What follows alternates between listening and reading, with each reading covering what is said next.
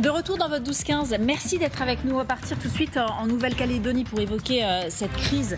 Bien évidemment, ces scènes de chaos qui nous sont parvenues de ce territoire d'outre-mer. Ces images, l'exécutif les redoutait. Le chef de l'État avait convoqué ce matin un conseil de défense et de sécurité nationale. Il est désormais terminé.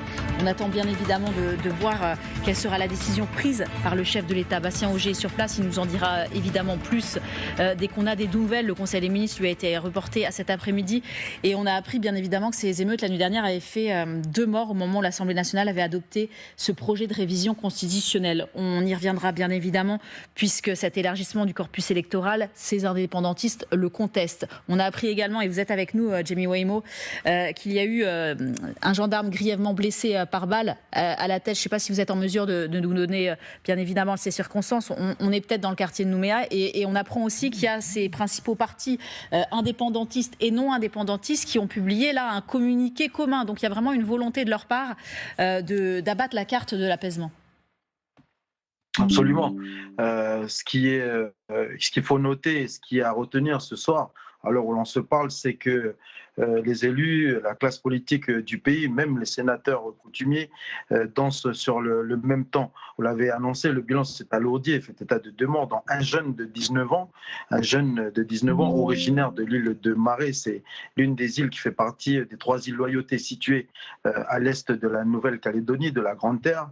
Et on peut vous donner ces informations-là sur l'un des 2 jeunes décédés, puisque la mairie de Marais, avec les coutumiers de l'île de Marais, se sont exprimés. Et ils se sont exprimés en lançant un appel au calme, en demandant à toutes les parties prenantes du pays de pouvoir vite s'entendre, échanger, discuter et trouver une petite zone d'accalmie. On sait que en fin de journée, les élus du pays se sont retrouvés pour pouvoir discuter, échanger avec l'État, pour pouvoir justement trouver ce terrain d'entente. Et je pense que le communiqué de presse, avec ce discours commun qui a été envoyé, permet justement d'envoyer ce signal auprès de la population, une population qui est toujours dans la peur, qui craint toujours des exactions. Comme je le disais tout à l'heure dans l'édition précédente, des habitants ont érigé des barricades. Mais en sortant, j'ai vu tous ces que déplacements à l'étranger jusqu'à nouvel ordre, on l'a pris visite en ça témoigne la peur qui règne en ce moment au sein des habitations des maisons calédoniennes. Parce que bien qu'il règne un calme assez relatif à comparer à ce qu'on a pu avoir les heures précédentes, et notamment hier soir, où les affrontements entre les forces de l'ordre et les manifestants étaient fréquentes, là on a quand même une petite zone d'accalmie, mais malgré tout, les incendies continuent de se produire dans Nouméa et dans l'agglomération de Nouméa. Donc, à s'attendre à ce que l'appel lancé par le FLNKS, les élus indépendantistes, les élus loyalistes, les sénateurs coutumiers soient entendus par l'ensemble des personnes qui sont postées là au sein des barrages, parce que c'est vrai qu'il y a des jeunes qui sont là, mais dans chaque barrage, vous avez des personnes dites référentes qui sont là pour donner les consignes et puis essayer de neutraliser, de maîtriser l'action qui est faite sur le terrain. C'est d'ailleurs ce qu'a relayé la cellule de coordination d'action de terrain, qui demande à ce que les barrages soient maintenus, mais qu'ils se fassent pacifiquement. Donc, d'un autre côté, on demande de lever les barrages, et puis d'un autre côté, la cellule de coordination des actions de terrain qui a été créée le 18 novembre dernier pour justement mettre en place ces actions, pour mettre la pression en vue du passage de la loi constitutionnelle à l'Assemblée nationale stipulant le dégel du corps électoral, pour mettre la pression auprès de l'État pour que les élus ne votent pas ce projet de loi. Dans le communiqué, on peut lire également que la CCAT, la cellule de coordination des actions de terrain, annonce que les élus ont voté, mais on attend maintenant, ils vont attendre la prochaine étape, c'est-à-dire le passage, la dernière étape. Et c'est pour cela qu'ils demandent le maintien des barrages. Les jeunes sont toujours présents, il y a moins de brouhaha, il y a moins de bordel, entre guillemets, si je peux utiliser ce terme-là, puisque c'est ce terme que l'on utilise ici pour pouvoir décrire ce qui se passe là. Mais malgré tout, lorsque l'on voit qu'il y a un 2e mort, lorsque l'on voit qu'il y a un gendarme blessé par balle. Je n'ai pas trop d'informations à communiquer là-dessus. On attend la communication du haut-commissaire, voire même du procureur de la République, pour pouvoir vous donner des informations précises sur où est-ce que ça s'est passé. Malgré tout cela, on sent que la population souhaite que la nuit passe rapidement, que le soleil se lève pour pouvoir voir un autre jour. Merci infiniment, Jemmy Waymo, d'avoir été avec nous, correspondant en Nouvelle-Calédonie. Valérie, ce gendarme qui est grièvement blessé par balle, a son pronostic vital engagé. Là aussi, peut-être que ça peut peser aussi dans les choix qui vont être adoptés lors de ce Conseil de défense qui est désormais terminé, on le disait. Et certains reprochent le manque d'anticipation du gouvernement. C'est vrai que ce conflit, c'est pas un conflit qui date d'hier, vous nous en parliez, parce que c'est la Nouvelle-Calédonie, c'est un territoire d'outre-mer que vous connaissez bien depuis les années 80 jusqu'à ces accords de Nouméa en 98. Il y a eu une situation qui a évolué. Quel regard vous portez sur ce qu'il se passe actuellement ? Alors, sur le manque d'anticipation, je ne sais pas, je ne saurais pas dire. Ce que je vois, c'est que je vois un abcès de fixation, c'est que les accords de Matignon puis de Nouméa prévoyaient 3 référendums d'autodétermination.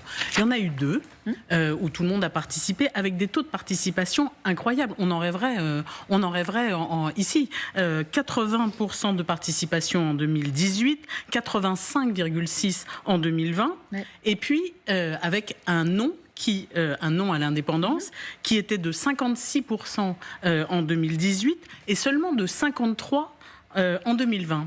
Et donc le 3e référendum d'autodétermination, dont ne voulaient pas les indépendantistes à cause du Covid et de plein de choses, a quand même eu lieu malgré le boycott des partis indépendantistes. Et là, la participation est évidemment tombée à 43,8% et le non l'a emporté à 96,5%. Ce référendum a eu lieu en décembre 2021 pour ne pas percuter la campagne électorale de 2022.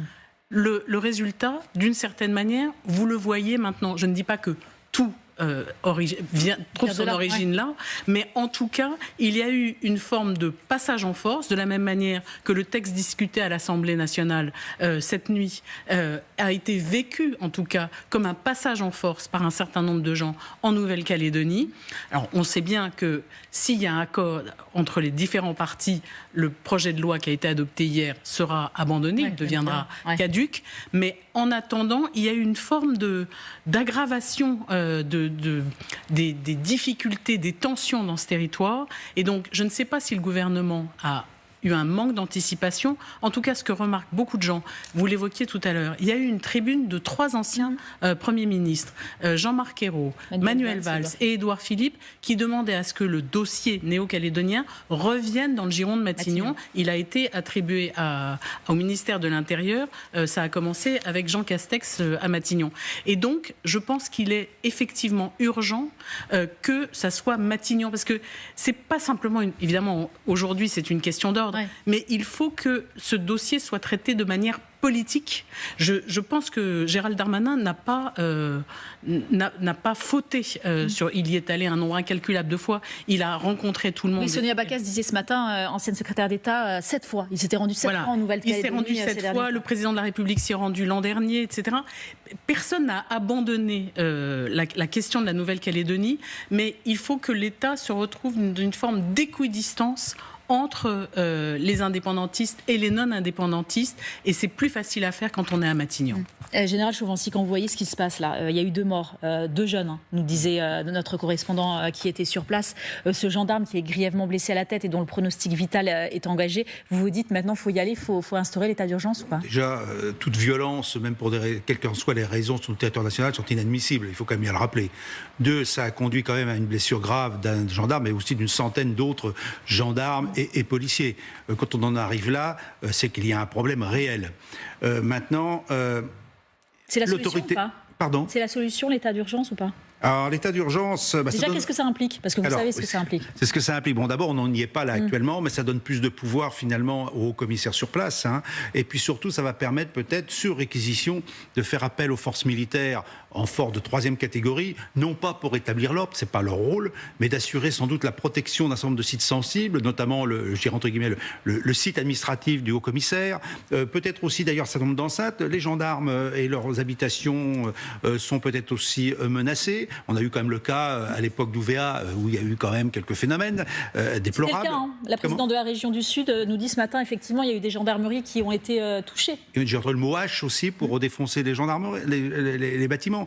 Donc là, ces forces militaires pourront contribuer effectivement à dégager des forces de police et de gendarmerie pour mener leur action de restauration de l'ordre. Je dis même plus du maintien de l'ordre. Moi, quand je vois ça, pour moi, c'est de la restauration de l'ordre qu'il faut. Alors, effectivement, quand on entend qu'il y a des coups de fusil, quand même, des blessures par balle, on est quand même une situation grave. Ce n'est pas uniquement envoyer des cailloux. Ouais. On est en train de se tirer dessus, quand même. Hein. Au bord de la guerre civile, disait le commissaire à la République. Il y a 250 000 habitants en Nouvelle-Calédonie. L'effort de sécurité avec les renforts qui sont annoncés, ça représente en gros 1600 militaires des forces armées et environ 1000 gendarmes mobiles et gendarmes. Hein. Donc on est en gros moins de 3000 hommes pour tenir l'ensemble du territoire et pas uniquement la terre principale, mais aussi les îles. Donc ça fait pas beaucoup parce qu'après vous avez la relève quand on est à 3 jours déjà d'émeutes ou 4 jours, 3 jours, il va falloir relever. Donc on aura les mêmes problèmes qu'on a connus dans d'autres circonstances. Même si je puis me permettre, Général, pour l'instant, ce qui se passe, ça se passe dans Nouméa et sa région. Il n'y a rien dans le reste du territoire. Le territoire, dans son ensemble, y compris les îles, n'est pas à feu et à sang. Donc ça, bien évidemment, l'Élysée doit le savoir aussi. Évidemment, oui. Si je le sais, c'est que l'Élysée doit le savoir. Mais mesurer la situation et se dire... Alors après, peut-être ce qu'on se disait, ce gendarme grièvement blessé à la tête, peut-être, et dont le pronostic vital est engagé, peut faire basculer les choses. Absolument. Restez bien avec nous.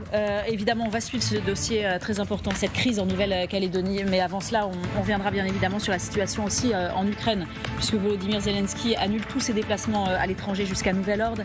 Il a été question de repli du côté de Kharkiv. C'est l'état-major ukrainien qui communiquait ces dernières heures, qui nous dit qu'il y aura des renforts. Mais parallèlement à ça, il y a cette armée russe qui continue à communiquer et qui nous dit ce matin